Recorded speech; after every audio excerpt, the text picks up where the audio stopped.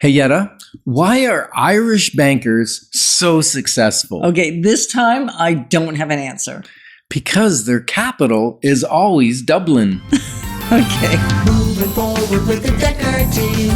Moving forward together with the Dekker Team. So we've created for you free access to over 603 Life's Inside Track episodes where we share insider tips, making house home, and really how to get the most out of all your experiences. And the great news is you can get access to them from home, from the office, or on the go. And in fact, if you haven't already subscribed to our YouTube channel, Dekker Team, you will want to do that so you can get them as soon as they come out. Mm-hmm. We're going to explore this time that knowing the rules of the wealth building game isn't actually enough. Life step number 2 is to become a player of the game. Once you learn the rules. That's so true, right? There's no chance of you winning if you're not playing in the game. You don't take a shot, you're not going to score. No, and you can know everything there is to know. You can know every principle, every rule, every insight. You can have it all down pat. Yep. You can have covered life step number 1 because you read the wealth formula and you read maybe 7 or 8, maybe 9 other wealth books. You can have it all up here. Yep. And still not win at what seems like a very difficult game for most of us. Building wealth is perceived to be, and we used to find it hard. We failed for a decade. Because it's not that we didn't know some of it. And we've had failures along the road the last 30 years too. Yes, we have. It happens. And you can minimize that. You can bounce back from that. You have gains that surpass the losses. And in the end, you do really great. That's the goal. That's the goal. And if you're not playing it, or you're not a player, life step 2, you can't do it. Right?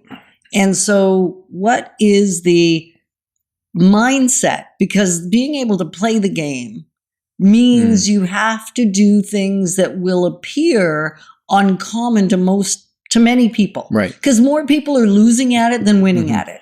Yeah, and I think it reminds me of one of the wealth formula book, not wealth formula, but one of the wealth books that I read, which was Rich Dad, Poor Dad by Robert Kiyosaki.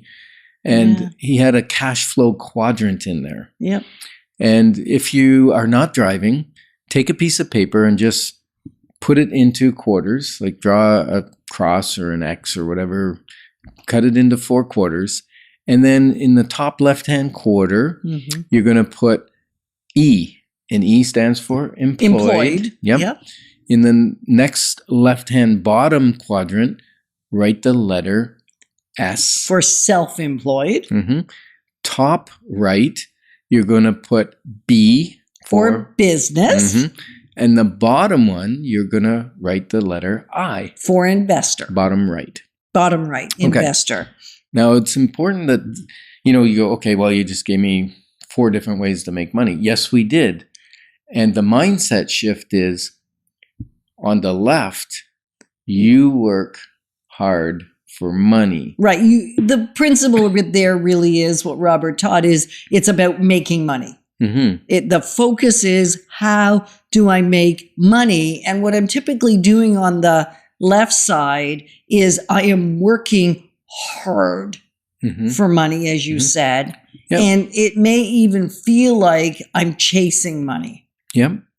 And you are giving up part of your life for money. You're trading time for money. Yeah. Time for dollars. Right? It's that game of trading. And that's relatively limiting. Even if you're a neurosurgeon, you can only do so many hours in the operation room, and you're only going to get a certain amount. Like even if it's a very high amount per hour, you're limited by the number of hours you can work. Absolutely. And so 5% of the wealth is actually found, what Robert taught, is found on the left side. Right. Where you're working for money or focus is making money. Yeah. And the S is for self-employed. And some people go, well, I'm self-employed. I have a business. Well, if you don't have to go to work and your business continues and it makes money, then you have a business. But if you're self-employed and you don't make money unless you show up, like when, we have both. We have businesses and we're self-employed. And our self-employed part is when we serve clients to buy or sell real estate or invest in real estate and help them have a better life, that's how we make our income. That's our self-employed. And that is trading time for dollars, or trading time and expertise for results. Yep. Right? So there is a results component, but regardless, it is still time that generates the money.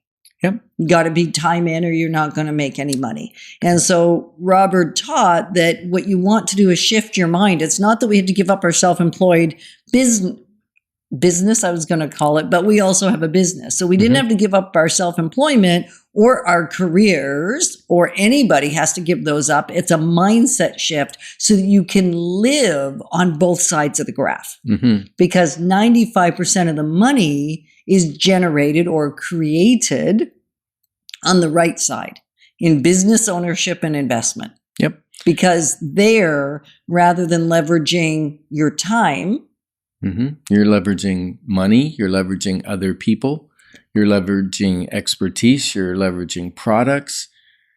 So now your expansion level is almost endless. Right. So on the left side, again, it's very limiting. You're very limited, as Ken said, because there's only so many hours. Right. Whereas on the right side, there's also a lot more creativity on the right side required, because you're leveraging time, money, and skills, and insight and imagination. And maybe other people's expertise and skills. And then the bottom one is investment. And that's where you take your money, you invest in things that are maybe a little more passive than owning a business, like owning a real estate portfolio, or that brings in income.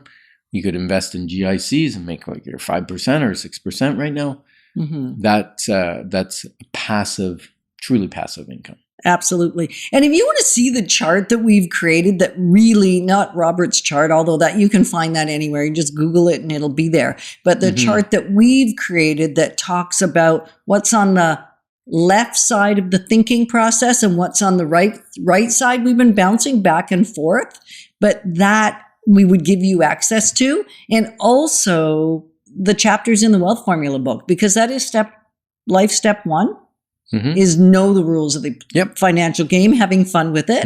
And then rule number 2 of the game is life step is to be a player of the game. And we're giving you an insight how to play the game, and it's in your mind first. Yeah. Like, is that not awesome? Let's tease them with like maybe 2, the difference between making money and building wealth. We'll give a couple, and then if they want the chart, they can email us and we'll send it to them. Okay, but we've also given them some already. Okay, yeah, we've spoken about a few, but let's give a couple. Okay, so if you're on the left side, which 5% of the wealth is there, 95% of the people. On the other side, we've got 95% of the wealth and 5% of the people. Like, that's crazy, right? Is on the left side, we're talking about destination. It's all about, how do I get there? How do I make it happen?